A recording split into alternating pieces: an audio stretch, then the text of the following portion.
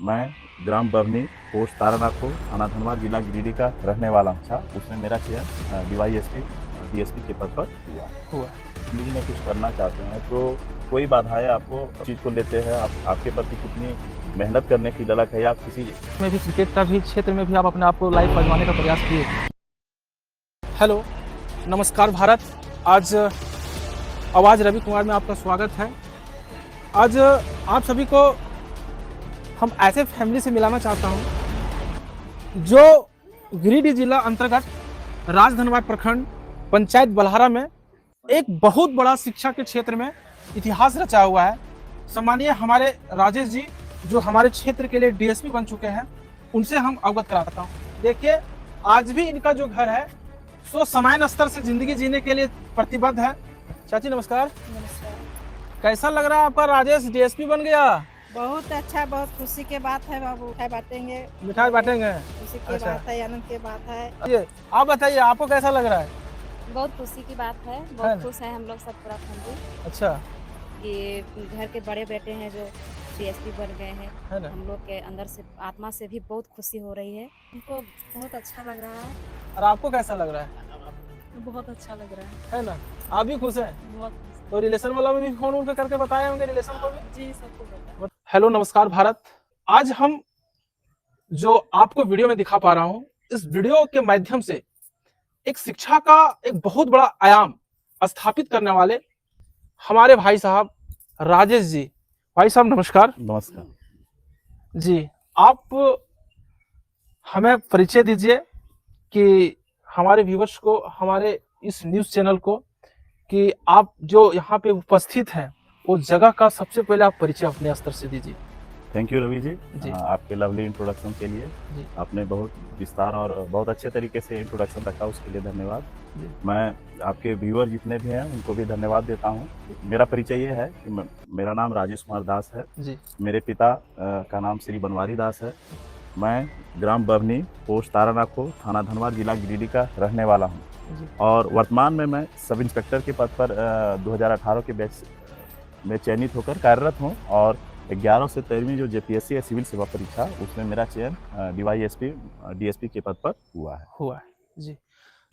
मैं आप सभी को बताना चाहता हूं कि आज जो आप इस वीडियो को देख पा रहे हैं, इनके फैमिली के सारे सदस्य यहाँ उपस्थित हैं।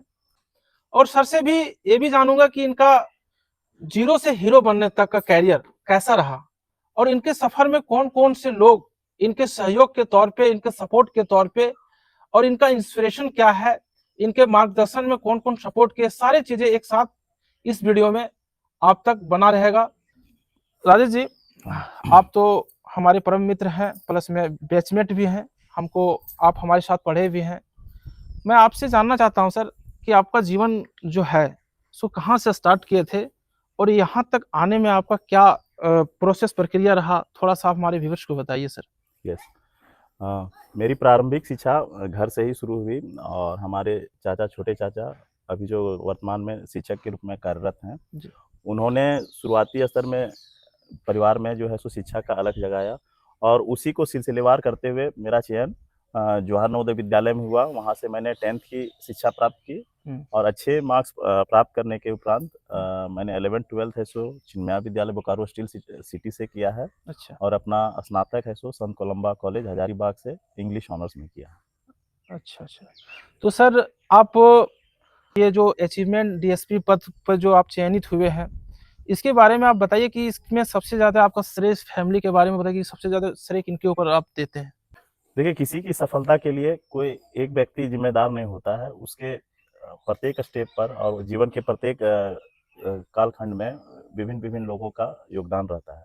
शुरुआती जीवन में माता पिता, छोटे अंकल, इन लोग का योगदान रहा है शिक्षा के प्रति। उसके बाद जितने भी गुरुजन रहे हैं, उन लोग का भी मेरे जीवन में अच्छा सहयोग रहा है। मेरे जितने मित्र हैं, साथीगण हैं, घर परिवार के हैं, सभी का रहा है। मेरी शादी होने के उपरांत जब सब इंस्पेक्टर के पद पर मैं चयनित हुआ, तो एक लंबे अंतराल 6 साल के उपरांत मेरा चयन इस डीवाईएसपी के पद पर हुआ है। जी। तो उस जर्नी के दौरान, ये 6 साल के दौरान, मेरी पत्नी का भी सहयोग काफ़ी रहा है। तो ये मेरा केवल नहीं, ये संयुक्त प्रयास है जिसके कारण आज मैं डीवाईएसपी के पद पर चयन हुआ हूँ। सर एक सवाल और जबरदस्त है हमारी नज़र में कि आप एक तो सबसे पहले कि आप जॉब में थे, सर उसके बाद फिर जॉब के बाद आपको फिर वहाँ 24 आवर आप पुलिस लाइन में है तो आप 24 आवर आपका काम है यस। और फिर उसके बाद फिर आप तैयारी करना, ये जीवन में आपका कैसे हो सका? ये संभव है हमको थोड़ा सा बताइए। यदि आपको मेरा इस संदर्भ में ये कहना है कि यदि आप ज़िंदगी में कुछ करना चाहते हैं, तो कोई बाधाएँ आपको वहाँ तक पहुँचने के लिए बाधा नहीं हो सकती है। वो आपके निजी डिसीज़न, आप कैसे उस चीज़ को लेते हैं, आपके प्रति कितनी मेहनत करने की ललक है या किसी मुकाम को पाने की कितनी चाहत है, जी। ये आपको सहयोग करता है। तो मैं जॉब करते हुए भी पढ़ाई करते रहा और मेरा ये लक्ष्य भी था कि मैं फर्दर अपने जीवन में, करियर में फर्दर कोई मुकाम पाऊँ। तो उसी का एक परिणाम है कि जिसके कारण मैं आज डीवाईएसपी के पद पर चयनित हूँ। चयनित हुए। सर एक चीज़ और 1-2 सवाल है हम आपसे पूछना चाहते हैं। अभी क्रिकेट का भी क्षेत्र में भी आप अपने आप को लाइफ आज़माने का प्रयास किए और आज आपका इतना बड़ा सेक्टर आप बन पाए, तो क्रिकेट का भी आपका चॉइस था, तो इसके बारे में भी हमारे व्यूअर्स को कुछ बताइए। देखिए, मैं अपने स्टूडेंट लाइफ में और एक व्यक्तिगत रूप में ऑलराउंडर के रूप में मतलब प्रत्येक क्षेत्र में मैं काम करने का रखा हूँ। मैं नवोदय में जी। भी था तो वहाँ से भी क्रिकेट को कंटिन्यू किया। अदर भी जो को करिकुलर एक्टिविटीज़ थे उसमें मैं पार्टिसिपेट करता आ रहा था। जी। और वहाँ से मैंने नेशनल जो होता है, नेशनल मीट होता है उसमें किया है। तो क्रिकेटिंग से मेरा शुरू से लगाव रहा है और मैंने उसमें अच्छे स्तर तक खेला है। लेकिन मेरा क्रिकेटिंग एक सेकंड ऑप्शन था, पढ़ाई में ही कुछ फर्दर करना था। अंततोगत्वा हाँ। मैंने पढ़ाई लाइन को चुनते हुए इसी क्षेत्र में अपना करियर बनाने का प्रयास किया। और हमारे व्यूअर्स को आप बताइए कि सर कि अगर कोई भी व्यक्ति हमारा क्षेत्र में ये चीज़ें हमारे लिए, हमारे समाज के लिए तो नया है, अगर कोई व्यक्ति इस तरह का अगर करियर के बारे में सोचता है, तो आप एक संदेश दीजिए अपने स्तर से कि आप क्या समाज को संदेश देना चाहेंगे? थोड़ा-सा बताइए अपने स्तर से। ये अच्छा क्वेश्चन है और हाँ। ये समाज के लिए भी प्रेरणादायी हो सकता है। जी। मेरा मानना है कि प्रत्येक व्यक्ति में एक हिडन पोटेंशियल होता है। आपको केवल उसे पहचानने का होता है और तराशने की बात होती है। आपको यदि किसी फील्ड में जाना है, प्रशासनिक सेवा हो सकता है, मेडिकल फील्ड हो सकता है, इंजीनियरिंग फील्ड हो सकता है या कॉर्पोरेट सेक्टर हो सकते हैं, एंटरप्रेन्योरशिप हो सकता है। जी। कोई भी फील्ड हो, यदि आप उसके प्रति डेडिकेटेड हैं, समर्पित हैं और कड़ी मेहनत का मादा रखते हैं, तो सफलता आपकी कदम चूमेगी। तो यही 1-2 आयाम हैं जिसको आप यदि अच्छे से करते हैं तो आप किसी भी फील्ड में सफल हो सकते हैं। चलिए, सर से बात करके बहुत-बहुत बहुत अच्छा लगा और हमारे समाज के लिए एक प्रेरणा का स्रोत अब बन चुके हैं। हमारा क्षेत्र का हर बच्चा, हमारा नवयुवक पीढ़ी जो आने वाले समय में इनके मार्गदर्शन के से और इनके सहयोग से अगर हो सके तो बहुत सारे यहाँ के लोग प्रतिभाशाली बनेंगे। मैं अब इनके माताश्री से मैं बात कराना चाहता हूँ। चाची नमस्कार। नमस्ते। तब तोहर राजेश तो बहुत अच्छा पद पे चल गए, तब तोहर की सहयोग है?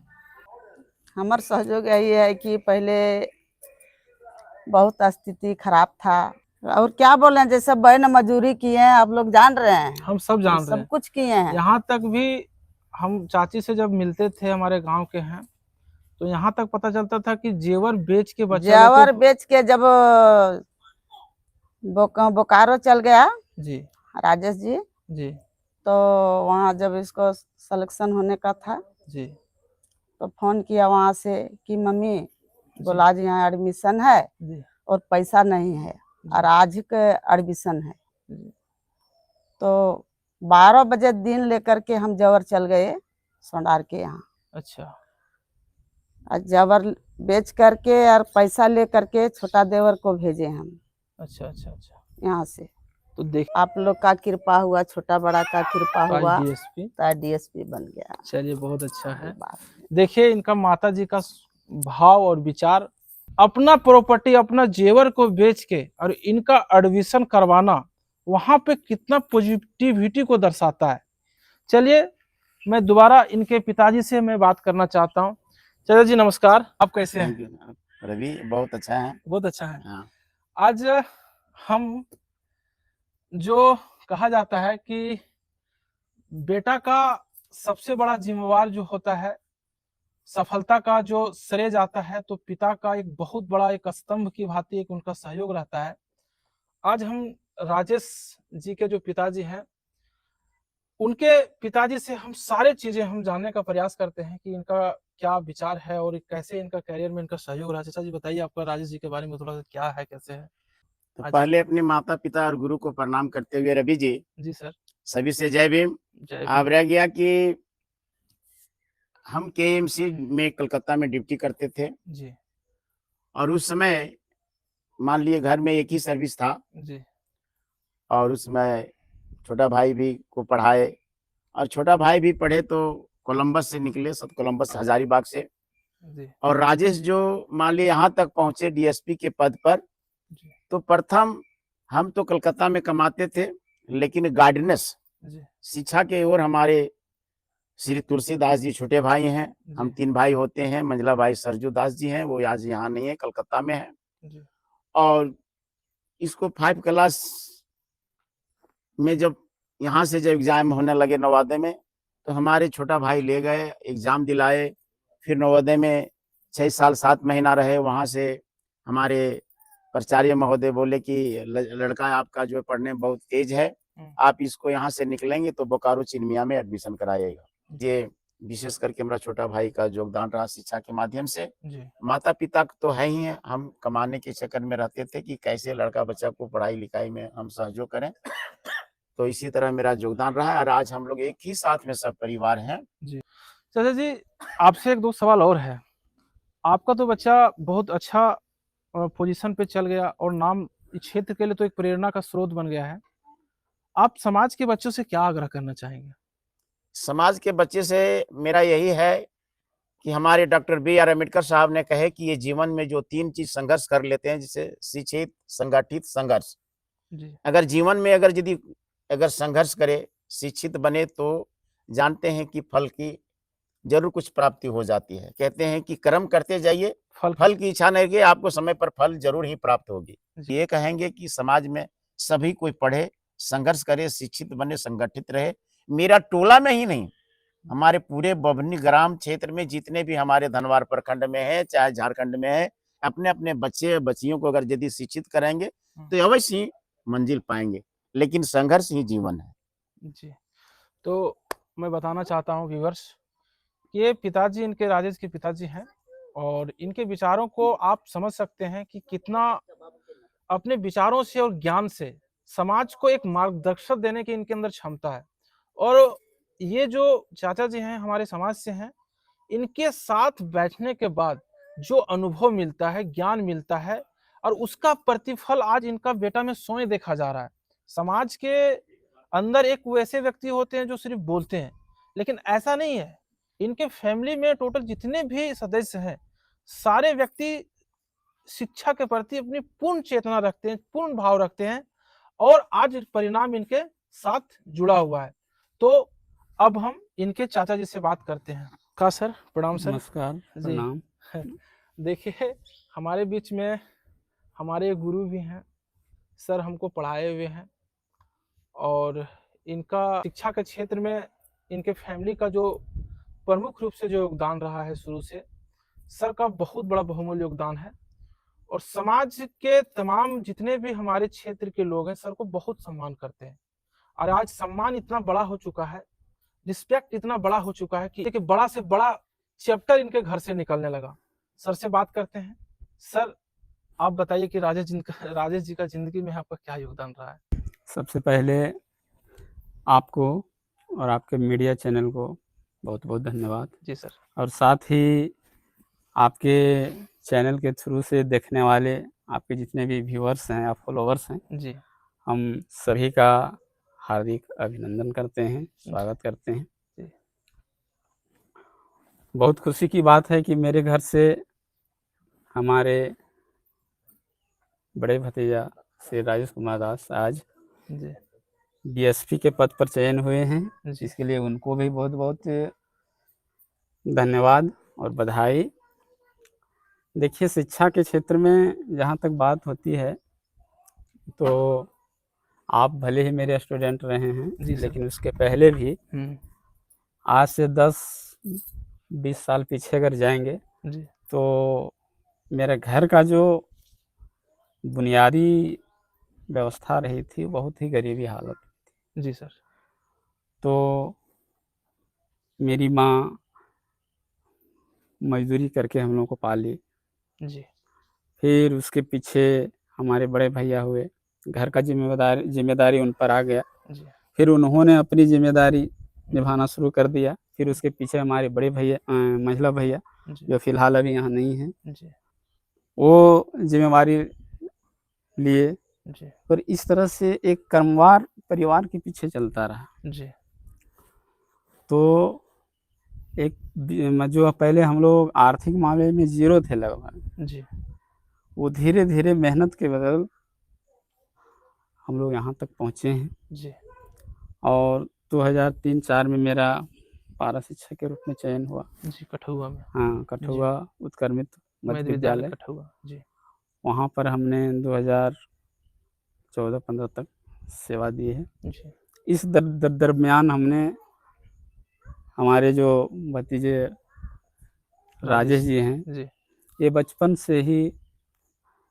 पढ़ाई के प्रति झुकाव रहा है इनका, तो साकर बुद्धि के थे। तो हमको लगा कि नहीं, एक अवसर बनता है जी जवाहर नवोदय विद्यालय में अगर एडमिशन हो जाए तो उनका एडमिशन हमने, अब उसका एंट्रेंस हुआ, एंट्रेंस में निकाले, फिर उनका एडमिशन हुआ। जी एंट्रेंस की तैयारी कहीं बाहर जाकर ही नहीं की,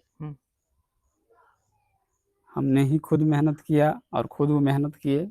नवोदय में हुआ, नवोदय में भी वहाँ से 10th पास करने के बाद इनका अच्छा परसेंटेज रहा। फिर वहाँ से निकल के गए जी बोकारो चिन्मया में। जी तो चिन्मया में भी अच्छा इनका परफॉर्मेंस रहा। जी फिर वहाँ से निकल के गए आपका हजारीबाग। जी हजारीबाग में भी उन्होंने अपनी पढ़ाई जारी रखी। एक चीज़ था इनका बचपन से कि पढ़ाई के प्रति पूरा क्या कहते हैं डेडिकेटेड जुनून, जो आज तक वर्तमान है। जी अगर आज तक वर्तमान नहीं होता जी तो आज तक ये इस पद पर नहीं आते। जी तो इस तरह से केवल हम राजेश जी नहीं हैं, इनके पीछे और भी हमारे भतीजे लोग हैं, वो भी नवोदय के लिए हमने प्रयास किया और बहुत से नवोदय गए और अभी पढ़ ही रहे हैं, वो भी तैयारी कर ही रहे हैं। जी तो इस तरह से ये कहिए कि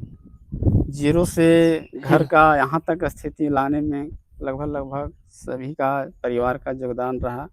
हम चूंकि शिक्षा में थे तो शिक्षा पर विशेष जोर दिए। जरूर हम जानते थे कि हम लोगों के पास बहुत ज़्यादा पैतृक संपत्ति है नहीं। एक ही उपाय है कि अगर शिक्षा को हम स्रोत बनाते हैं, मेन स्रोत बनाते हैं, तो हमारी स्थिति सुधर सकती है, अन्यथा फिर हम जहीं के तहीं रहेंगे। जी उसी का एक प्रयास है। जी तो आज तक ये हम लोग मुकाम पर आए हैं। जी इस तरह से ये सफर तय हुआ है सर। और आज आप ये देख ही रहे हैं कि आज परिणाम। आपकी फैमिली में सबसे बड़ा पद डीएसपी का पद आज आपके यहाँ। जी, आपका नाम क्या हुआ? मेरा नाम पूनम कुमारी हुआ। तो आप इनके लाइफ पार्टनर हैं, तो आप बताइए कि आप इनको क्या-क्या सहयोग और कैसे सहयोग करते थे? बताइए थोड़ा-सा।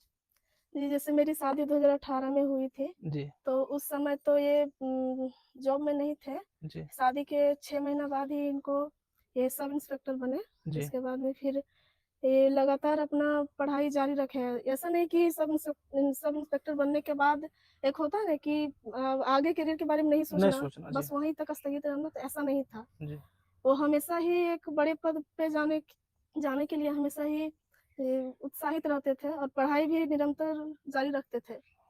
तो ये सब इंस्पेक्टर बनने के बाद भी वो हमेशा चाहते थे कि एक बड़ा पोस्ट मिले।